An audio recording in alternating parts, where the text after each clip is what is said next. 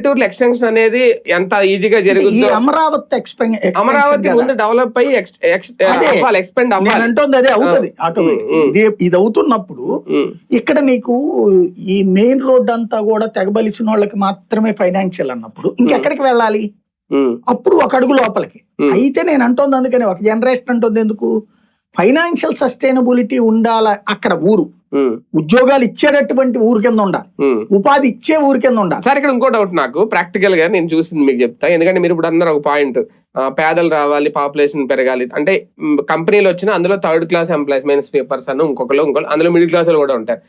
వాళ్ళందరూ ఉండడానికి సార్ ఇప్పుడు ఆ గ్రామాల్లో చాలా వరకు పీజీ హాస్టల్స్ వచ్చినాయి సార్, మెన్స్ హాస్టల్స్ వచ్చినాయి. అసలు గ్రామాల్లో హాస్టల్స్ వాళ్ళు చూడలేదు, ఎందుకంటే అక్కడికి వచ్చిన SRM, విట్టు యూనివర్సిటీ అందులో ఉండే వాళ్ళు ఉండడానికో సంథింగ్, అందులో కూడా హాస్టల్ ఉంటారు కొంతమంది ఉండడానికి.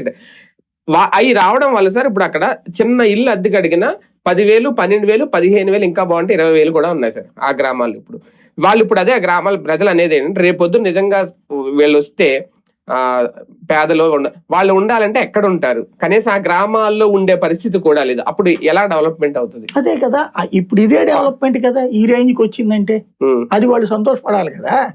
ఇప్పుడు హైదరాబాద్ లో మీకు అమీర్పేట, SR నగర్ ఈ ఏరియాలో బిల్డింగ్లు అద్దెకిచ్చుకుని బతికేసేవాళ్ళు వాళ్ళు అంతమంది. ఒకే ఇంట్లో 4 పోర్షన్స్ ఉన్నాయంటే ఒక సింగిల్ బెడ్రూమ్ పోర్షన్ నేను తీసుకుంది last trip, single bedroom portion 15,000 కట్టాను నేను SR Nagar single bedroom portion.